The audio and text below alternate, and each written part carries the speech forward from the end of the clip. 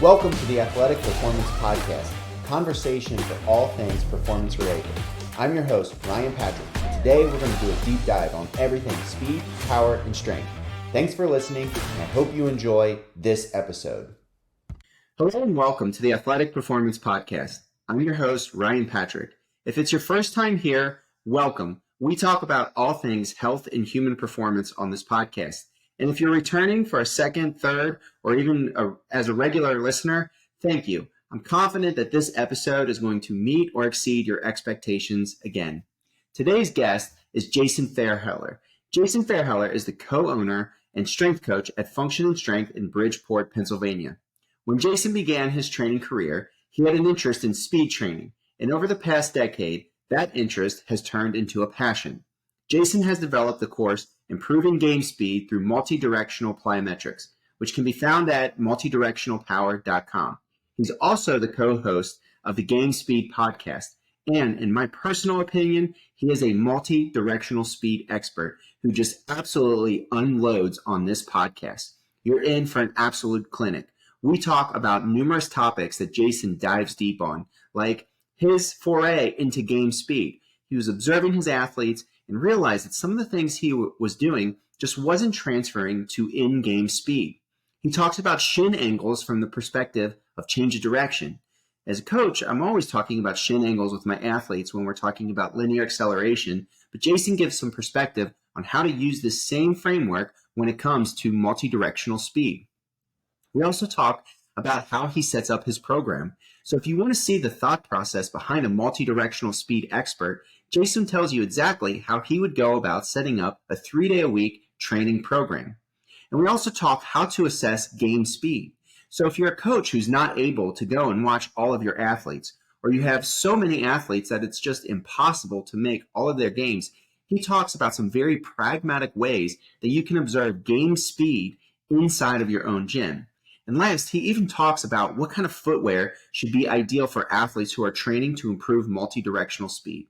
One of the biggest problems that I've encountered as a strength and conditioning coach is my athletes who just wear shoes that really aren't built for speed. Maybe they look cool or they're great running shoes or they have air pockets, but when they go to change direction, the shoe almost completely gives out, making training multi-directional speed a really difficult thing to develop. So Jason shed some light on what kind of shoes are best to help your athletes get the most out of their session. And there's so much more inside of this episode. Without further ado, here is Jason Feairheller. Hey everyone, welcome back to the Athletic Performance Podcast. I'm your host, Ryan Patrick. I am super excited for today's guest, Jason Feairheller. He's someone that I followed on social media for quite some time. I've been a customer of his, I've taken numerous courses, bought some programs from you, and I love what you do. And I know today we're going to dive deep into a topic or topics that I feel like you are really a standout on, and that's speed training and especially game speed. So, before I get too far down this rabbit hole, for anyone who doesn't know you, could you start by telling everyone a little bit about yourself? Sure. Former Division III athlete, like probably a ton of strength coaches out there. And I guess what kind of got me into strength training, sports performance training in general was I always thought that I never performed as well on the field as I thought I could have based off on like the work that I put in outside of the gym. And I always thought, like, what am I missing? What is it that actually gets someone to reach their athletic potential? And got far into like the strength training side, then Olympic lifting, then in the speed training. And then I went to Lee Taft's speed retreat, which was like at his house. You spend a weekend and it's like full immersion. And it was awesome. Like I had a decent, what I thought was like a decent understanding of speed before that. But after that, I was like, oh, there's way more to this. And I just started going down this rabbit hole further and further and further, looking at speed training through the lens of almost like corrective exercise, using it as an assessment tool, using it to fix certain issues that you see. How do you incorporate it with agility training and change of direction training? How do we improve power amongst all of those things? And another thing that kind of got me into this whole thing was we were training a hockey program at my gym, and basically we had a contract where we trained them all year round. And hockey players will practice like 3 or 4 times a week. They were a tier 1 hockey team. And I'm thinking, for as much time as they put into their practice, like, why are some players elite and some players not? Because if the argument is just you do strength training and you let the game take care of the speed work, why are there athletes that are still slow, like significantly slower? Why can't they change direction as well? I know, like, it's different, like hockey, the idea of like skating is a skill within itself, but for the amount of time these athletes were putting in, like, they should have been better, like, quote unquote athletes.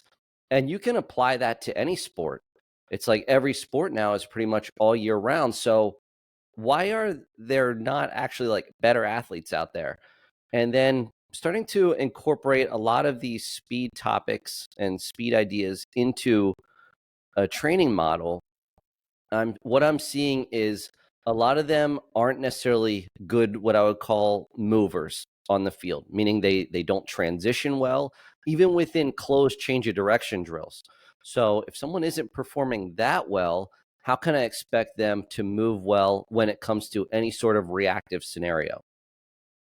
And that's kind of where I am right now, and what really got me kind of thinking about all of these things. Yeah, I went to Lee Taft's in-house experience too, and I feel like anybody who really gets into multi-directional skills, especially if they're American, we have this pedigree of strength training, bigger, faster, stronger, putting more weight on the bar. And I think for a lot of young athletes, we'll unpack this a little bit more later, but I think that's probably a fair starting point. You need adequate force production. But to your point, I think a lot of us get to a place where adding 5 pounds on the bar is no longer useful. It's not making a better athlete. It's not making a faster athlete, a more robust, a rapid change of direction, type of athlete. And so, he was really one of the first ones who kind of flip the script, and we could start to use speed as an assessment, to use speed as not just a training, a thing that we need to train, but as a diagnostic. And there's so much power in that. And man, I could go in a bunch of different directions, but I definitely want to lead off, continuing this conversation about change of direction. So, um, can you first talk about, you mentioned good movers. So when you're looking for an efficient change of direction task, what are kind of the big rocks for you? For sure. So some of the main things are, you need to have an athlete that can create a shin angle. And what I mean by that is a more positive shin angle that allows for better acceleration out of any sort of change of direction.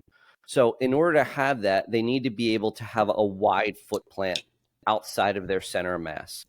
And if they don't, that kind of is going to lead to poor, I don't want to say bad acceleration, but not as optimal acceleration across the board. So that's step one. And then along with that, we want to see very little knee flexion. So they don't want to strike the ground with a leg that's totally straight. It should be just bent a little bit, because you can produce a lot of force over a very short period of time with very shallow angles of knee flexion. And if we go into deep knee flexion, then it's just going to take longer to accelerate out of that. So we're not going to be as good changing direction out of that. And we just kind of like keep working up the chain. What is the position of their trunk when they're changing direction? If it's lagging behind, their foot is going to strike and their upper body is going to kind of like sway to the side before it kind of gets going the direction they need to go. And then along with that, we still need them to be able to create good propulsive force and have decent amounts of just speed in general to accelerate out of any change of direction. So that is kind of just the general basis of good change of direction. And from Okay. there, how do we even apply that? So we look at sports, and I can't tell people enough, just watch athletes move on the field. And it's not as complicated as you might originally think it is. There's only a handful of different movement patterns that athletes will go through on the field, but the combination of how they perform those and link those different movement patterns, the angles of them, the speeds in and out of them, that's where you can kind of really create a ton of variability and create what I would call like a good mover, is someone that can create force and power out of any change of direction, out of any movement pattern. And anybody that's not familiar with what I would call like movement patterns, people think of movement patterns, they think of like strength movement patterns, like a squat, a hinge, a press, a pull. No, but in terms of movement patterns for speed, we're talking about linear speed, curvilinear running, so any sort of running around a curve, a shuffle, a lateral run, which a lot of people term a crossover run, but you've been to Lee's course, like he mentions that it's called a lateral run because you're not actually crossing the feet over. The hips will turn, even though the shoulders are staying relatively square the direction they need to go. A back pedal and then a hip turn is kind of like a repositioning step. So if I am transitioning backward in any direction, I'm going to strike a foot into the ground. That's going to allow my other leg to pick up off the ground and reposition whatever direction I need to go backwards. And athletes perform combinations of those things. So when you start looking at sports and speed and you look through the lens of those movement patterns, you can learn a lot more about the athletes that you're training. Yeah. One of the things you allude to here is transitions, right? There's kind of these base movement patterns, and really game speed is about how efficient is an athlete transitioning through all of these things. And so when it comes to assessment, I'll use myself as an example. I am oftentimes stuck in the gym. Love to go watch my athletes play. We try to make it a priority to go see each of them during the season. But sometimes I don't have the luxury of assessing them in real time. I have to make some kind of informed decisions inside of my environment, which, can be challenging, right? It's they're running around on turf. There's no opponents, maybe no ball, maybe no shot clock or some kind of urgency, very decontextualized. So what kind of drills and tests do you find valuable to discriminate the capabilities of some of the athletes that you're working with and decide where to start to create this intervention in terms of what they need from a speed or game speed standpoint? So first thing I would say, like, how is anyone setting up their speed program?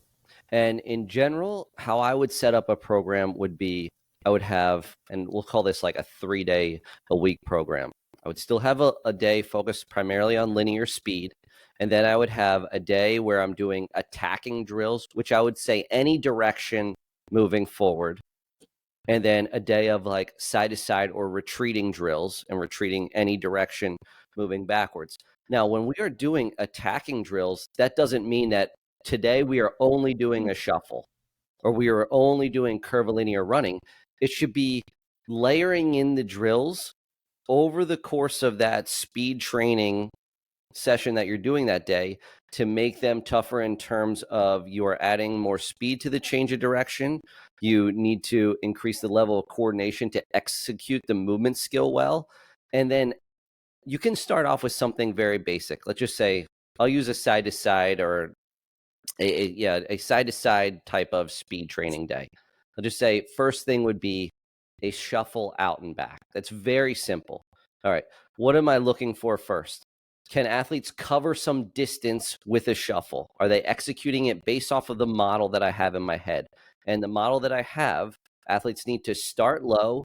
They need to start with their feet wide to create a shin angle. They need to push off of, if I'm going to my right, I need to push hard off of my left, pick my right foot up, turn it to the side a little bit, and pull with my right foot. It's a push and pull gait pattern with a shuffle. Can they do that without their head movement going up and down? All right. Let's say they don't. All right. Now I'm giving them a correction. All right. Stay in a tunnel. Something simple. All right. They are thinking, all right, I need to pretend I'm in a tunnel. I need to stay in there. Can they execute the movement skill well? Yes. Okay, good. Now, what might be lacking from that? Maybe they're not covering as much distance as you want to. So now maybe I just add a tiny bit of band resistance where now they feel a little bit of an initial pull, but I need them to cover some more distance, and they are subconsciously thinking, oh, I have a resisted band here. I need to get to a certain distance. I really need to push and pull in order to do that. All right. And then maybe we take the band away and we go back to that. All right. Now that is one tiny example of a drill that covers maybe like 2 to 3 yards one direction, 2 to 3 yards the other direction. But we can apply that kind of model of, can they do the movement pattern well on its own? If they cannot, we need to start there, because if they can't perform a shuffle well, they don't understand the model of a lateral run, even a curvilinear run. It's going to be very hard once you start to layer in different skills. And we talk about linking movement patterns all the time. And now a lot of that can just be done within the first 5 minutes of a training session. We do each of the movement patterns individually. Cool. We shuffle out, we shuffle back. All right, now we might go into a shuffle, into a sprint, but we've just worked that individual movement pattern before we layer more stuff on. But then from there, once athletes have basic understanding of the movement patterns individually, now we can start to link them. And the first thing I would say was, over shorter distances, it's always going to be much easier to change direction, to move well.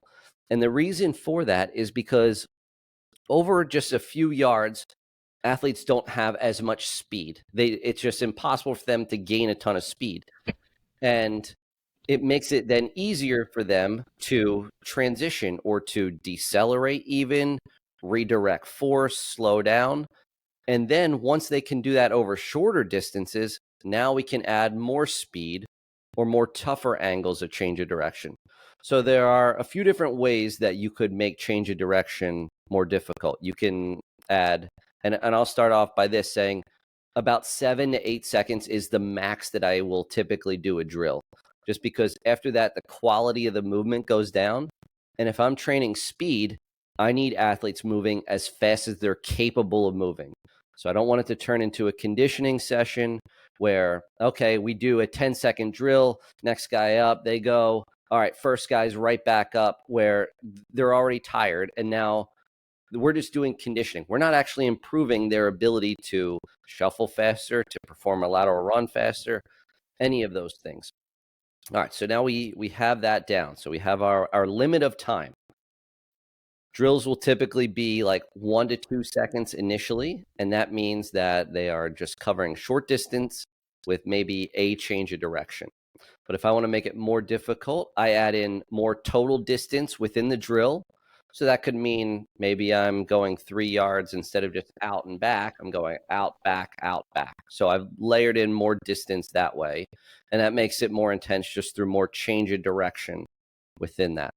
I could make the angle of change of direction faster. If I'm sprinting straight ahead and I just make a like 15-degree cut to the side, it's virtually nothing. Like you can continue with a ton of speed doing that. But if I'm sprinting straight ahead and I want to angle back at like 45 degrees, obviously that's going to be much more difficult. And we look at how long it takes an athlete to decelerate, how many steps are they taking when they're trying to break down before they redirect force and come back the other way. So those are all of kind of the general assessments of where I start. But I always start with individual movement patterns over short distances.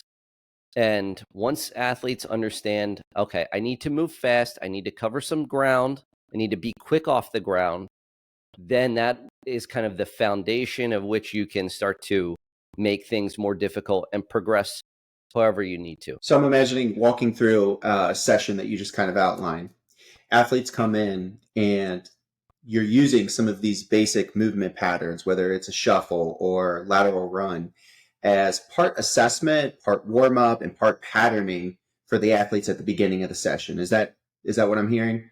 Absolutely. So like a good example would be, all right, let's say I'm performing a lateral run and I'm just doing, I always use examples of like side to side drills because it's just easy for coaches to kind of understand what I'm talking about.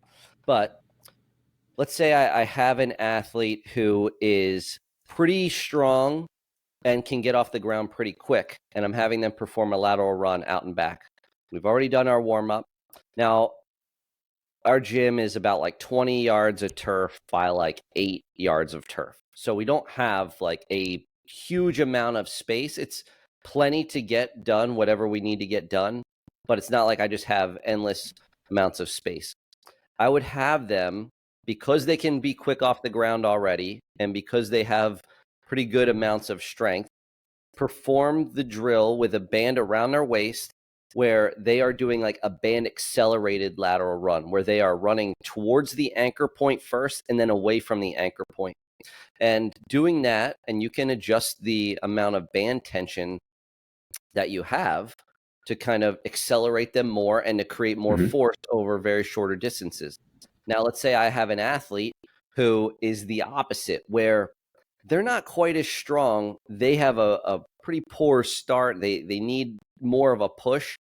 I would have them do the opposite, where, okay, everyone's doing the lateral run. Some are doing it with a band, where it's accelerating them into the turn.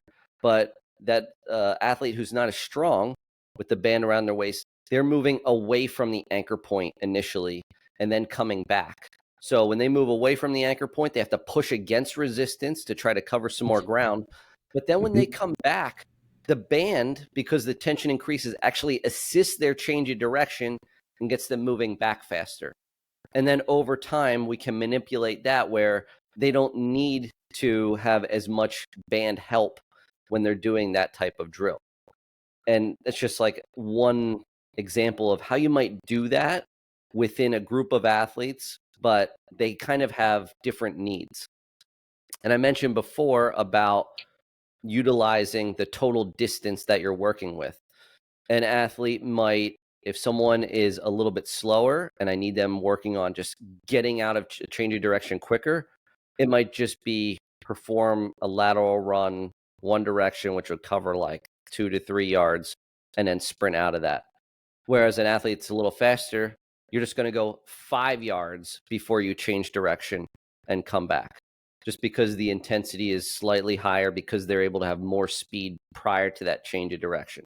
So you don't necessarily have to make every drill like that much different.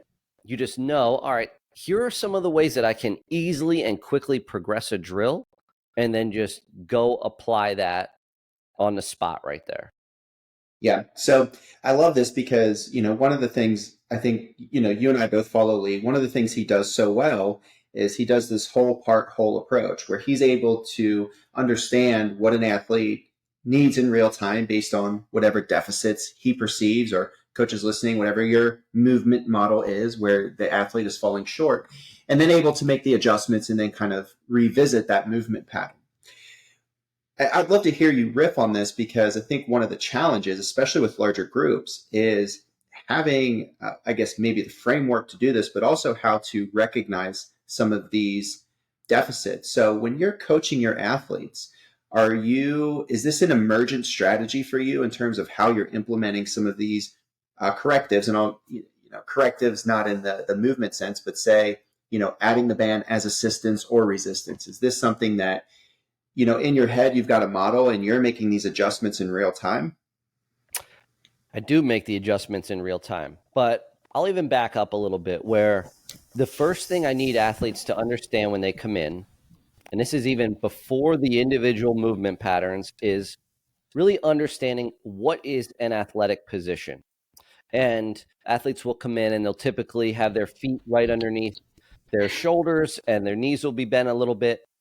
But if I have an athlete accelerate out of that position, one of two things will happen. Number one, they will perform a false step in order to go into a sprint any direction they needed to go, whether it was like forward, backward, to the side, doesn't matter. And that is actually a correct strategy, because they're trying to find a better shin angle. Or the thing that isn't good is if they just push from that position because their shin is almost vertical, they have no shin angle to create any sort of push from. So first thing I do is always have them start every drill with making sure they're in the right position prior to the drill. So if I have them set up, it's going to be feet wider than their shoulders.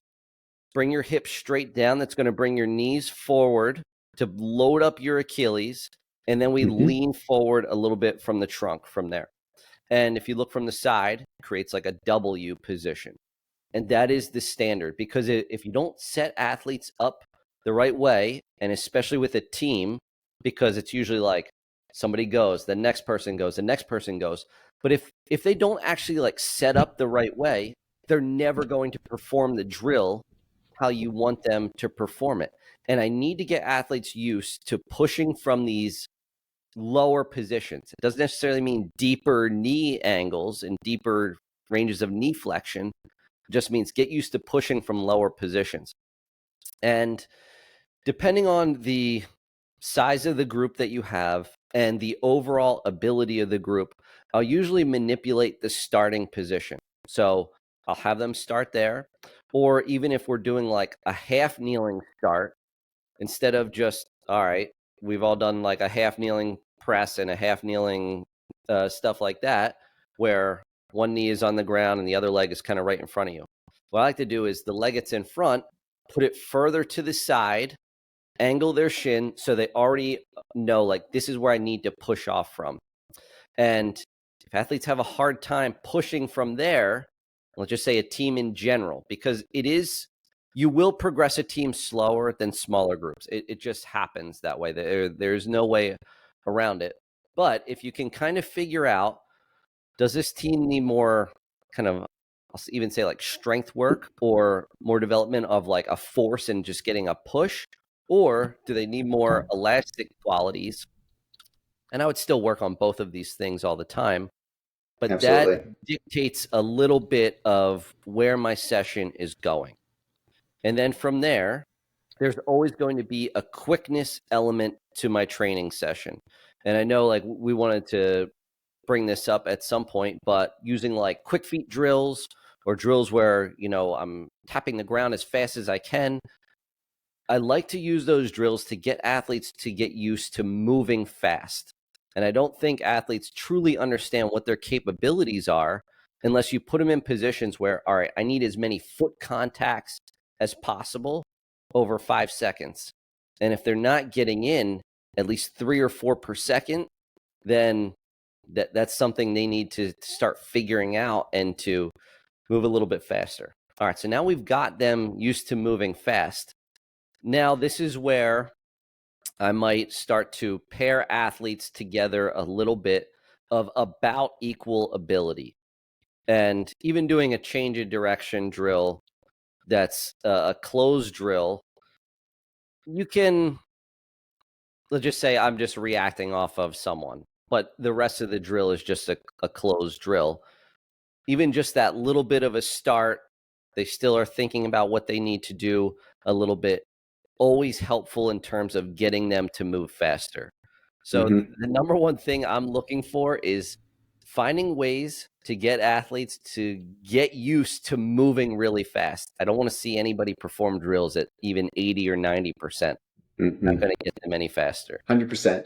Man, you've already dropped so many amazing tidbits here. So one area that you start to talk about, just to add some context to this, right? So I'm going to give you just an example of an athlete, kind of two sides of the spectrum, right? So there's one that comes to mind. I typically think of like a young female, 8th grade, early high school, has had no exposure to strength training, maybe has decent skill because they've done a lot of travel sports or whatever, but they just lack strength. Where do you start with them? Because one of the challenges I think people are up against is like, I need them to move fast, but they don't even have the requisite force capabilities to put into the ground what I need to see them do in order to propel their center of mass anywhere in space. So what's your thought process when working with a young, underdeveloped athlete like that? So a couple of things that I like to do initially is like a push-up start. So, and this isn't like they're pushing up from the ground. They're already kind of in like the top of a push-up position. They bring one foot up, and I want to see how close is their shin parallel to the ground for them to not lose their balance when they try to accelerate. And obviously, a stronger athlete is going to be able to be virtually parallel to the ground with that shin. But weaker athletes, they will lift that shin up higher because they will naturally find the angle that they need from that lower position that they can push from. And get out your camera, record the video, and take a look, because even if they start with a parallel shin, if they have certain amounts of weakness or a lack of strength, their hips are going to shoot straight up in the air. And once they then have the angle of shin that they're able to push from, they'll push from there. That tells you exactly what you're working with. So it's important to understand where you're starting with the athlete. Okay, so now from there, I love a lot of like the band resisted drills. I love doing even like accelerated runs with resistance, because I just need them to get used to pushing and pushing. And yes, their ground contact is going to be a little bit longer when they do those drills, but it's almost like a specific form of strength training a little bit. Along with that, all of the drills that were performed, let's say like broad jumps, lateral bounds, all of those things, I'm not telling them that they need to stick the landing every time, because for me, yes, they absolutely need stability, because you can't produce power without some form of stability. But if I ever tell athletes that I need them to stick the landing, all of their jump training is going to be sub-max. If I want them to push off of one leg, perform a lateral bound, land on the other leg, and they are doing that with the intent of sticking the landing, they end up going maybe like 3 or 4 feet. They make it a more vertical push, and they come down and they focus on sticking the landing, where I need outputs. So I need them to focus on as much distance as possible. And if you're worried about sticking the landing and them totally collapsing because they have that little bit of lack of strength, then you can put a light band around them where it'll make their landing easier, because it'll take the force away.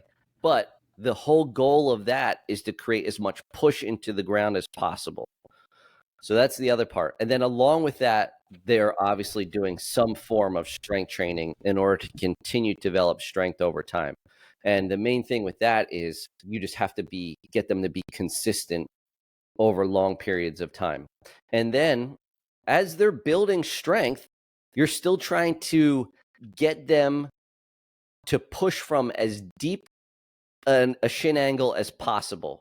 Because as someone gets stronger, it's almost like they need to coordinate movement patterns a little bit different, because they need to understand what their new capabilities are of their body in terms of where they can push from.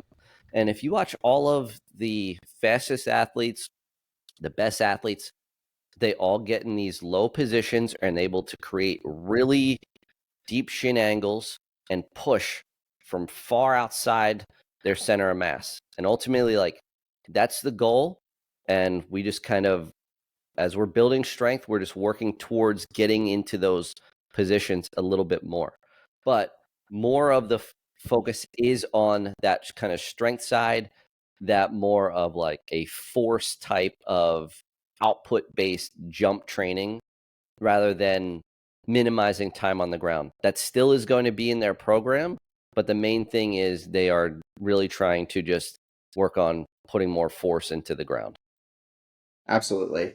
Yeah, it's like I tell people, you have to earn the right to have those quick ground contact times, because if you don't have high force, it doesn't matter if the ground contact time is short, because you're not going anywhere. You might Scooby-Doo the run where you've got this rapid turnover, very brief ground contacts, but no actual force application. So let's take this athlete out to the extreme, and I love my football guys, but that culture of just getting stronger, I think, is to detriment of many physical capabilities that they need on the turf. So you've got an athlete, they have tremendous strength development, and now you're seeing the long ground contact times, the inability to effectively move side to side. Maybe they've lost some range of motion due to strength training or something like that.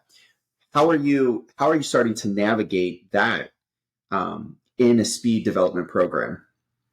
So, number one thing is take advantage of your warm up. So, every single warm up should have forms of extensive hopping or jumping. And with bigger athletes and like football players in particular, I'm doing a ton of bilateral work. Their Achilles cannot handle, and their tendons usually cannot handle the amount of force that their muscles are capable of. They've Mm-hmm. spent so much time doing that the force their muscles can produce greatly outweigh what their tendons can sometimes handle. So we do a ton of bilateral work for at least 4 months, where I'm really limiting the unilateral work. Now, if I have an athlete who's pretty springy, they clearly can get off the ground fast, then I'll start to incorporate a little bit more unilateral work into it. But every single day they warm up, they're doing a pogo series, a multi-directional pogo series.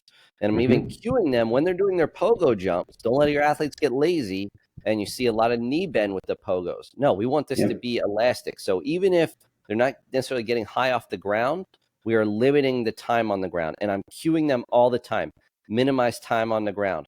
Get faster off the ground. All right. Don't be lazy as you're doing this. And then we'll go into the quickness or the priming drills that I was talking about. And they would even match the type of speed work I'm doing that day. So if I'm doing an attacking day, they might be just doing like zigzag rapid fire jumps over a line, but they're moving forward as they do it. If it's a retreating day, they're going to be moving backward as they do that. I could do that with a single leg. I could do that, progress that to a single leg, but their rear foot is elevated on a box. So their single leg isn't taking all of their weight, but it's taking the majority of it. Right. And they're just doing side to side reps over a line. Once I have athletes do that, then we start to be quick off the ground, but cover more distance. So maybe instead of just going over a line, you could have like two pieces of tape on the ground that are about 6 inches apart. And now you're just covering slightly more distance with that. So we need times to stay low while our goal is to eventually cover more distance within our times. And then I might even have them like our plyo drills, and I term them like plyometric, but a lot of times it's more of like a dynamic drill because plyometric technically means like 0.15 seconds or less.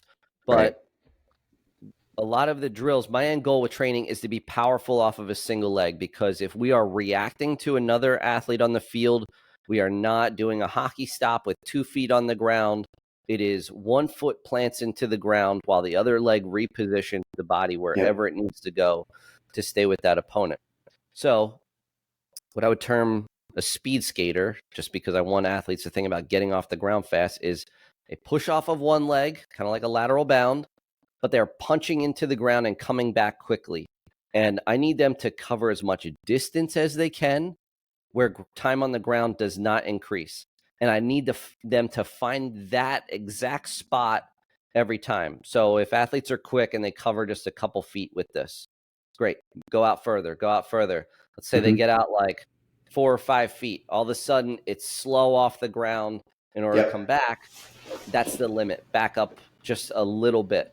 So they start to get quicker off the ground. And obviously, the further out to the side we go, the further we are punching away from our center of mass, which kind of goes back to that model that we kind of talked about in the beginning of like, what are we looking for with change of direction and an assessment?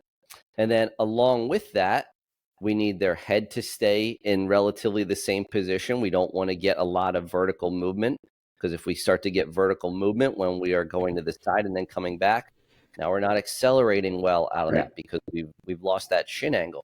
So it is always getting athletes to learn to be quick off the ground and then increasing that distance over time. Yeah, one of my favorite exercises to use with that is it's exactly like the speed skater, but lead tap slow box. It's okay. We start kind of narrow. It's punchy. It's quick. Let's open it up Yep. a little bit. Then it gets, it's a little slower, but still quick. And then athletes will eventually feel that drop off point where it's like the turnaround now feels like I'm stuck in the mud. It's like I could take a still shot of you and you would be stuck there for a long time. And so we just work right on the boundaries of that. And usually these athletes that, we're kind of referencing here who do have tremendous strength and we're trying to build, quicker ground contacts, they understand training. They know how to train hard. And I'm always communicating with them I I don't I can watch this and tell you when it starts to slow off, but I need you, for the sake of training long term, I need you to develop a felt sense of what this good rep feels like and what happens when you go out another 6 inches and this time on the ground really drops off, because that's, I don't want to practice being slow. These change of direction ground contacts are going to be longer on average than, you know, acceleration, top end speed, but there's still a fine point where it's just too much time. And now, it's at a detriment of, hey, a guy got by you, or you weren't able to effectively close space on somebody. Yeah, for sure. And so, I want to flip back because you were talking about some of the foot, like the quick twitch drills, which I'm interested in because we don't use a ton of that, right? We've talked about a lot of people in the industry have bashed ladders, and I don't necessarily have anything against the ladder, but there is a certain level of choreography to the ladder where you kind of learn it, you can go through it, it's a pattern, it's something that and sports tends to be very, very reactive. And so I think a lot of people shy away from these quick twitch things, and I've seen some people take them to the extreme where they're doing these like little splish splash in the pool, trying to twitch as fast as they can, which I don't know about that. But talk to me about, how you're using them. I know you've briefly kind of mentioned it, but just the thought process, the volume. Obviously, it's not like a central focus point of your program, but it has a role in getting these athletes primed. So I would just love for you to dive a little bit into that and elaborate on, why you're using these and how they're being implemented. For sure. So usually I will use it like right after the warm up, and like maybe we do one low level speed drill and then I'll get into it. And it basically just like gets their nervous system primed, fired up, where they are ready to move fast. And if you tell an athlete to move really fast and they don't, is it part of like they're not, maybe it just is a way for you to almost like a readiness assessment as Mm-hmm. well. But the main purpose behind them is the idea of rapidly turning a muscle on and off, because Mm-hmm. it is happening so fast that you're not consciously thinking about like, put my foot here, go back, go back. It's just way too fast to think about it. So without that thought, how fast can an athlete rapidly turn their muscles on and off? And if I just use that idea and I think about any change of direction, that's exactly what it is. They are striking the ground to change a direction. Muscles are turning on, then they're rapidly turning off or going the other direction. And Mm-hmm. so that is kind of like just the general basis. But I always go back to athletes have to understand a feeling of moving fast in order to actually get them to move fast. And if they don't even know like what that is, then it's hard for me to communicate with them to move faster, because they might think like, oh, I am moving fast, but they're actually not. So I do like them for that reason. And, you could say like whatever you want about ladders and things like that, but I think Mm-hmm. everything always comes back to like, what is the purpose of the drill? By no means am I saying that this is going to increase an athlete's top speed over very short distances and a lot of ground contacts. I'm not necessarily improving a ton of ankle stiffness or Right. anything like that. But what I am doing is improving just an athlete's ability to learn to move fast. And Yeah. that's kind Yeah. of I just mean, the just basis of it. And set it the is like, foundation, yeah, right? There's yep, there's so one. many. Yeah, and it's Uh, usually just one drill within the workout that day. yeah. And yep, and then we keep going on. Yeah, it's so simple, and it's one of those things people can you kind of see the pendulum swing too far either direction, right? Where it's we're doing this has become the central focus of this because somebody read a finger tap study where Albert Pujols was able to do like 40 in 10 seconds or something crazy, and so now they're like thinking, oh, this is like the key to get the nervous system firing. And I think to your point, it's kind of a representation of we're trying to wake up the nervous system. We're trying to get them in a position where they're feeling quick, they're feeling fast, because striking back under your hip, first couple steps of acceleration, it requires some zip. That some Yeah, kids, if they don't have stuff to prep them, they get lazy, and then you get that vertical shin, and it kind of kills the acceleration. And I just love how simple this is.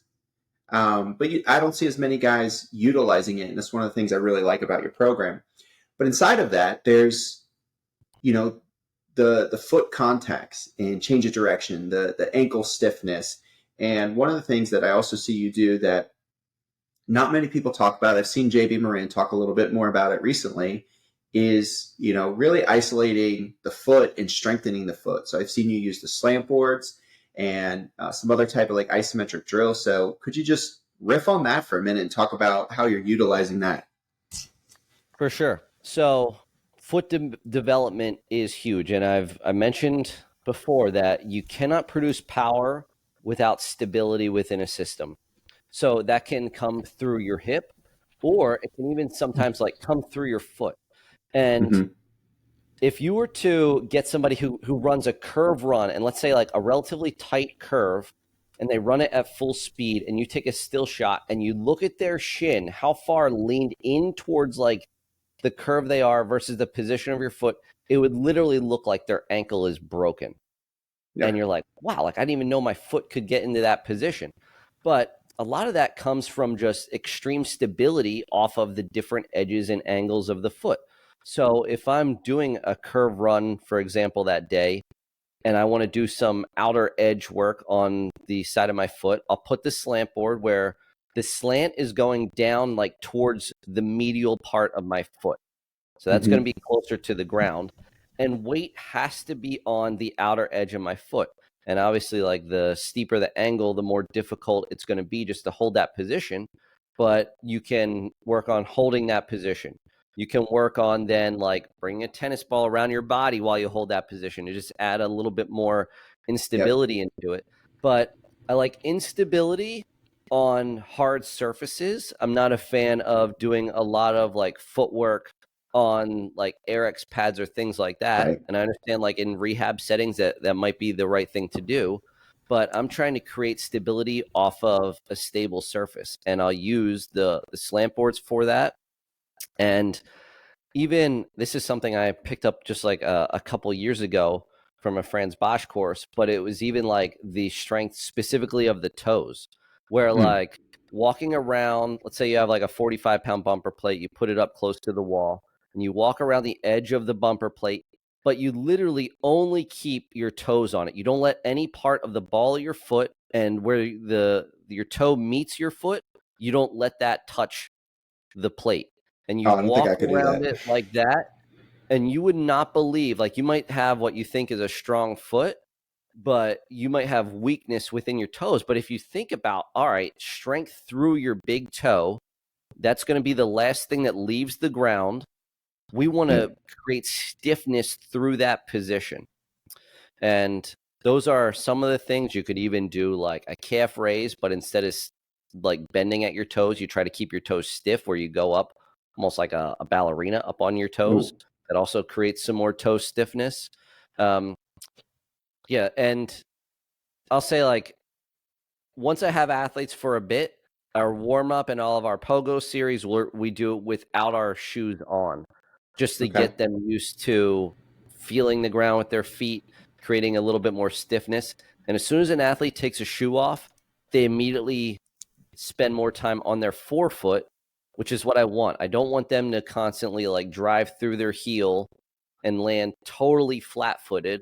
I want strength through the forefoot, because as the foot strikes the ground, and if you watch someone accelerate, this is a good assessment for anybody's like foot stiffness, is you have them just start in like a 2-point stance, they accelerate, they take off.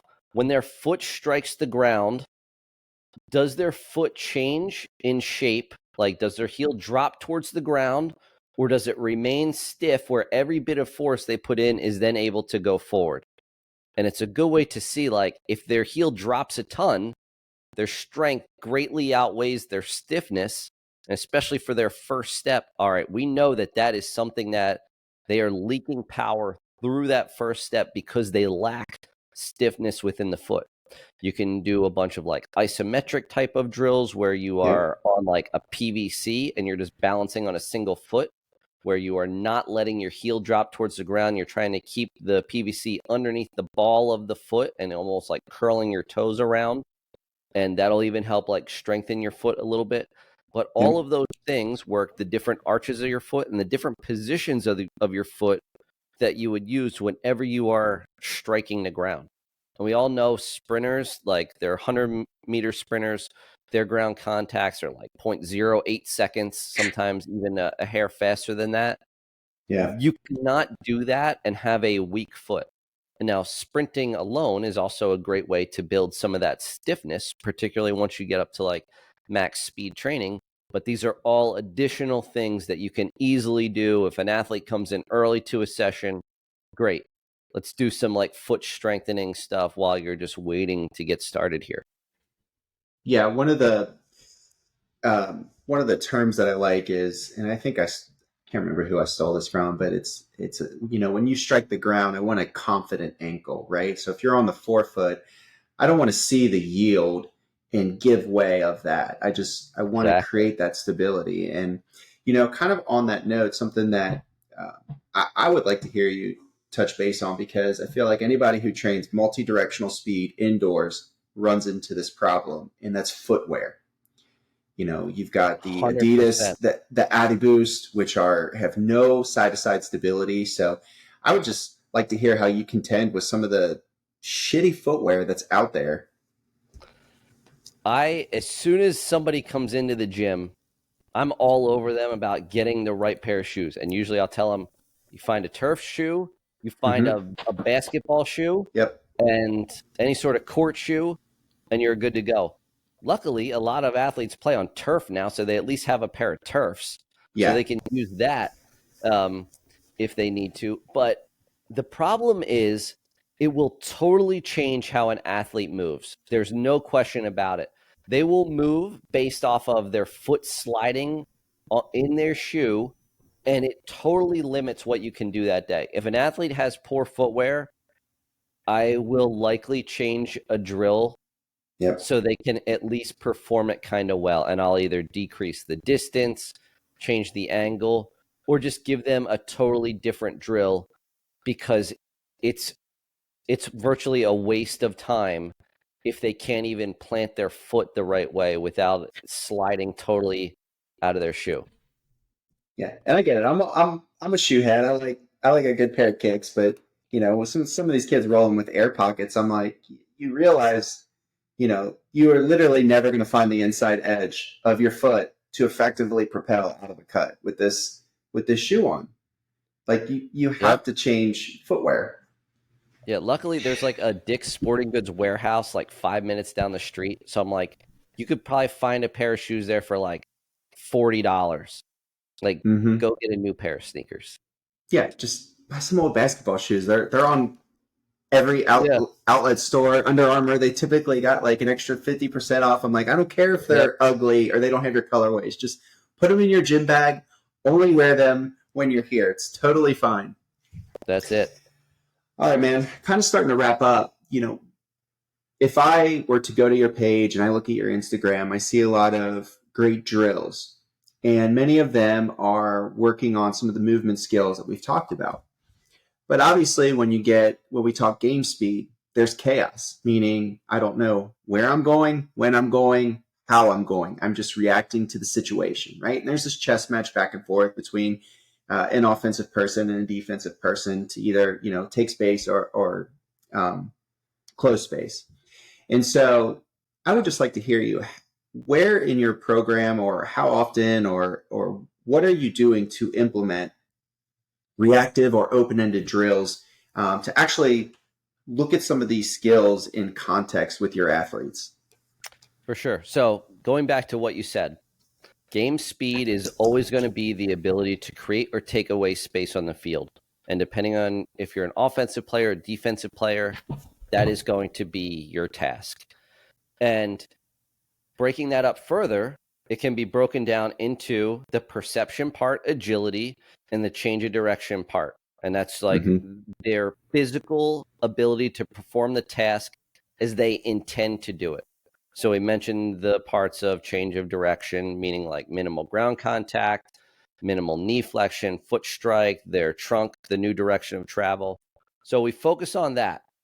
Okay, so now an athlete has that. Now let's go to the perception part. So what exactly is agility? It's going to be their ability to anticipate the movement, pattern recognition, their actual visual ability. So what actually is their eyesight like, and even their peripheral vision, all of these other things, and then the situational awareness.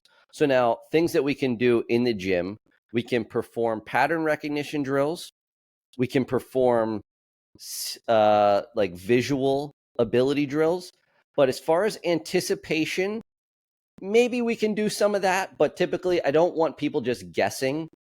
Right. And situational awareness, we virtually can do none of that in the gym. Because to me, agility is a lot more task specific than I think a lot of coaches make it out to be.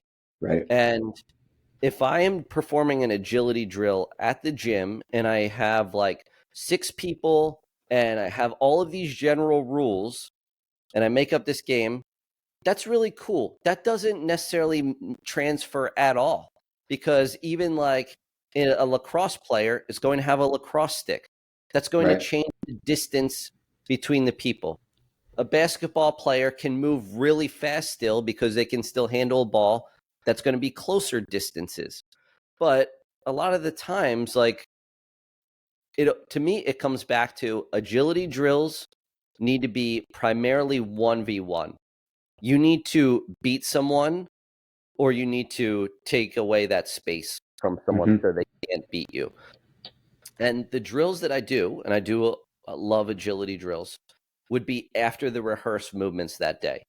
And they're all based off of the type of movement patterns that we perform that day. So example, I did some like curve running and attacking drills last week. I had 2 lacrosse players. One is committed to play at Notre Dame, and the other one will be a junior for a Division III school. And I just had a circle set up about 8 feet in diameter, and it was just a simple chase game. I just want to see, when they're not thinking about running a curve, how well can they run a curve? And they both are attacking players.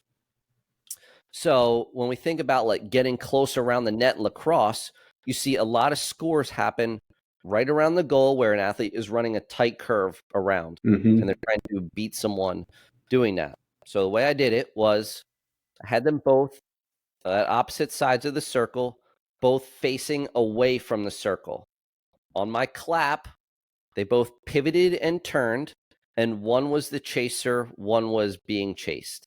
And they had 5 seconds to catch the other person. And that was it. And the guy who's a Division III athlete, faster in acceleration, no question about it. Probably like a 10th faster. But his change of direction, not as good. You could see like his trunk is in a poor position. He tends to sway a lot. And this is when he was being chased, and also when he was the chaser. And so that's like a good example of, all right, I'm working some curve drills. Now I want to see the perception part of it. And then we go back. So based off of that and what I saw, we would need to work on tighter angles. He tended to run too far wide. He couldn't hit the same angles as the other kid, even though his strength was a little bit better. And part of that could just be his body almost doesn't even know that he's capable of running those angles a little bit better. And the kid who goes to Notre Dame, he's been with us for like 3 or 4 years now. The Division III player, this was his first summer here. So this was like his second week of training. But it's just a very good example of, we perform the drills, we practice them, we utilize them in some sort of reactive scenario, Yep. And you can make the reactive scenario whatever you want it to be. But I just love to stick to any sort of 1-versus-1 drill. And now based off of that, now I have a new assessment. All right, I need to see at certain curves, is he able to stay tighter? Is he able to continue speed? And if not, now we need to figure out ways to improve his physical capabilities running that curve. And then we'll see what happens next time we do that again. And I might manipulate the drill a little bit just to make it a little bit more tougher for the other person or Right. something like that. Yeah.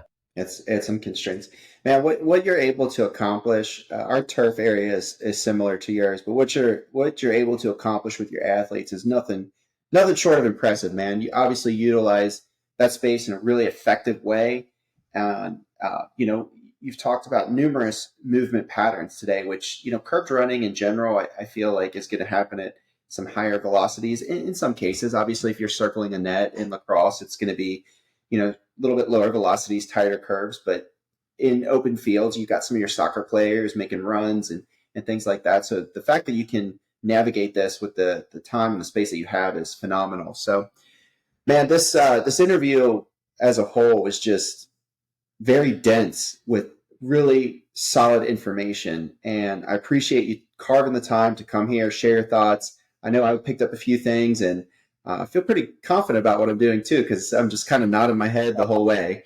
But if you could, man, what's next for Jason Feairheller? I'll give one other example first, just to give the listeners Please. another example of what I was working on. So here's another good example. 2 more lacrosse players, they're brothers. One tore his ACL playing football last year. He plays attack. The other brother is a defensive player. They're both considered like top 50 prospects in the country. So it is awesome that they can go one-on-one versus each other. But watching the film of the attacking player that won a tore his ACL prior to his injury, he was cutting well off of both sides. He was moving really well. After his injury, he tended to, every time he were to cut to one side, he would stutter step way too much. And whenever someone stutter steps, you slow down. But what you also do is you allow the opposing player to slow down. And when athletes move slower, they have more movement options, meaning it's easier to change direction at whatever angle you want them to at a slower speed. So his brother was always beating him. The defensive player was always beating him in these 1-versus-1 drills. So a lot of his like change of direction work was improving his ability to plant off of that leg without stutter stepping and getting him not used to doing that. And he ended up having a great season. His team went to the state finals. But even talking to his dad, that was their number one goal with training, was to get him back to what he was before. But without having that movement model in mind, what does that even mean? Getting back to what he was before? Does that mean stronger? Does that mean faster? He did all the rehab. His leg ended up being stronger than the one that he didn't injure after he was done his rehab. So that's just another example of utilizing change of direction, working it in an agility drill, and then kind of going back to the table and just continuing manipulating those things to try to eliminate what was a movement deficiency for that athlete. And coming back from an injury, a lot of it really is just a mental thing where the body and the brain have to understand, oh, I'm capable of moving this way again, and I'm not going to injure myself. So I'm not going to put on that governor of protection and limit my speed doing that. Yeah, we work with a lot of kids who are coming back from ACL, and we see that stutter step a lot. And it's just, I've always said it's they're trying to minimize the force they have to contend with on that leg in the transition, because, like you said earlier, they have to load one side while the other is anticipating a reposition, and they can't really get there early. And I think a lot of the clinicians are just, I think the strength is important. I'm not negating that, but I think sometimes they get too caught up in just chasing the strength or the capacity of that limb. And I'm always like, well, you have to use it contextually. Yes, I know they're, within 5% or 10% asymmetry, but when you watch them cut, like this is where the Yeah. deficit is. So I think it's just massive and so important for a lot of athletes anyway. So what is next for me? I am in the process of redoing my course. So I put it out a few years ago. I've learned a lot since then still. I mean, I still stand by it and think it's fantastic and coaches can learn a lot from it.